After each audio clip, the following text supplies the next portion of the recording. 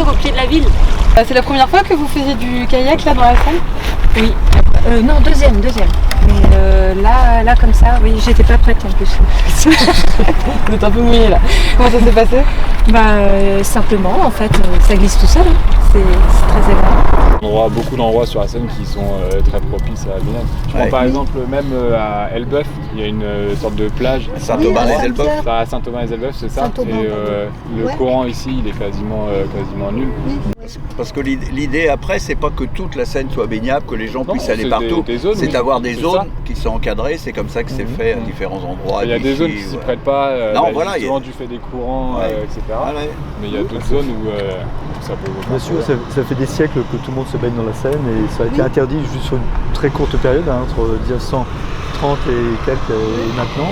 Ça fait 60-70 ans de fermeture. À part cette période-là, tout le monde s'est toujours baigné dans la Seine.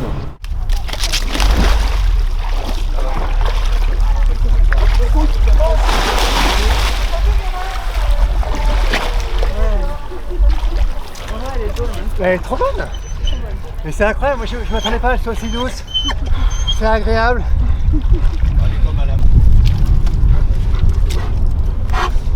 Moi j'avais l'impression que c'était un espace qui est très artificialisé et en fait pas du tout.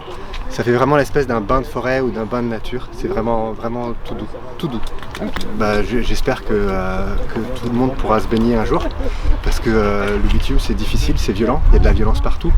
Et là, cette douceur qui vient nous englober, ça fait quand même vraiment du bien quoi. La Seine est vivante! On prend la boussole et on va vers l'ouest. C'est qu'on est au-dessus de ces normes d'un point de vue sanitaire, c'est-à-dire que les populations les plus fragiles pourraient être impactées avec des maladies qui sont pas très graves. On est plus sur des diarrhées ou sur ce genre de maladies-là, sur le risque microbiologique. Piscine qui est construite sur le boulevard Gambetta, qui s'appelle la piscine Gambetta, voilà, voilà, qui constitue l'espace moderne, hygiénique dans lequel on peut se baigner et qui va certes permettre de se baigner toute l'année, offrir des conditions confortables, mais peut-être aussi faire concurrence à la baignade en Seine. C'est construit à partir en 1935, jusque dans la fin des années 50, on va pouvoir se baigner en Seine dans un cadre organisé. Tout ça pour dire que cette piscine, elle est le fruit aussi d'une mobilisation des sportifs qui revendiquent d'avoir un espace standardisé pour pratiquer.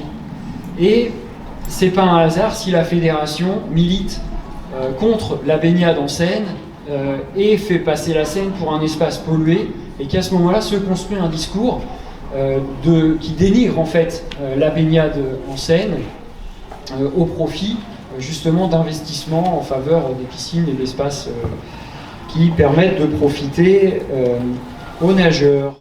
Quand on se baigne dans la Seine, on se met dans une situation un petit peu précaire. On est dans un environnement qui n'est pas habituel, donc psychologiquement il faut effectivement se préparer.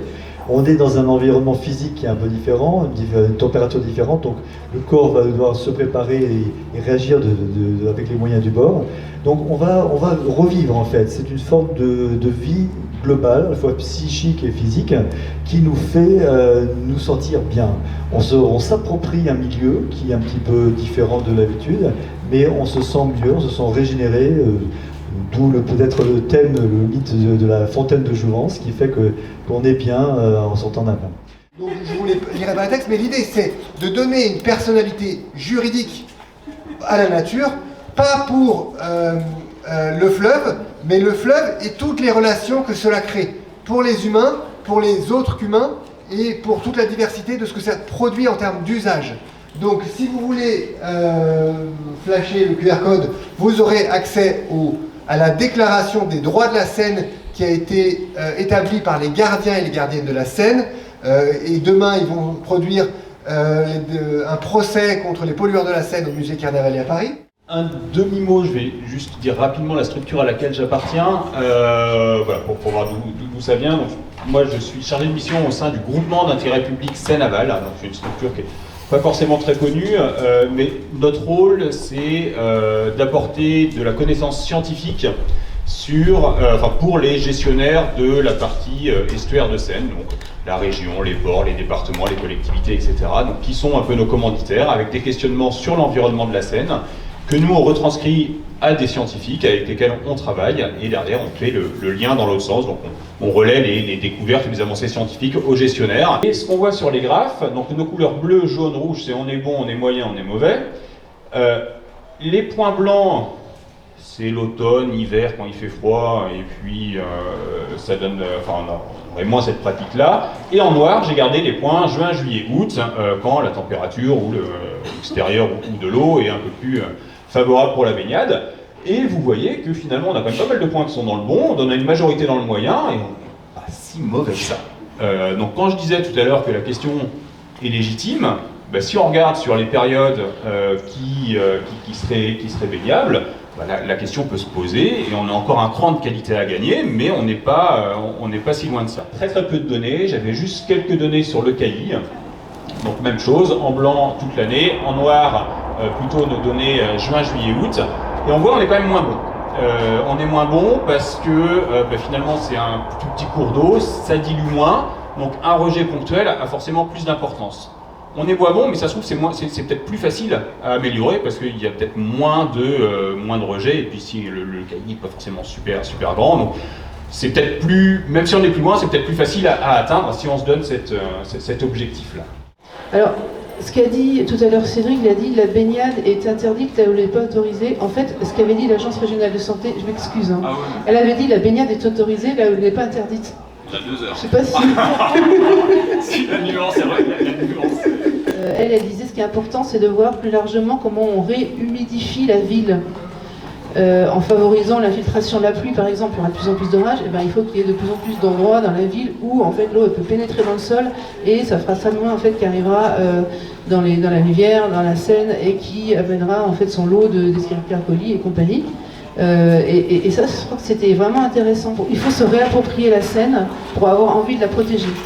Et alors c'est exactement la démarche de Manuel Hanot, il y a des photos je pense de Manuel en fait qui fait des photos sur des photos des films sur ce qu'il y a dans la Seine, les poissons, pour montrer en fait que c'est un milieu qui est intéressant, qui est beau et qu'il faut le protéger. Vous savez, souvent je vais sur la berge et puis je regarde le fleuve qui s'écoule tranquillement vers l'aval jusqu'au Havre, mais ça me laisse rêveur. L'eau qui coule, c'est un peu le temps qui passe, non ?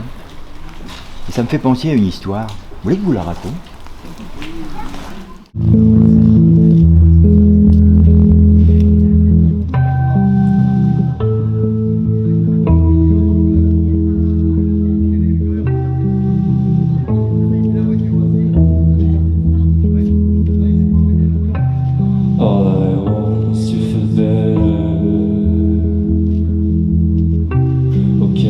Take me to the theater. The warm is warm and tears and tears.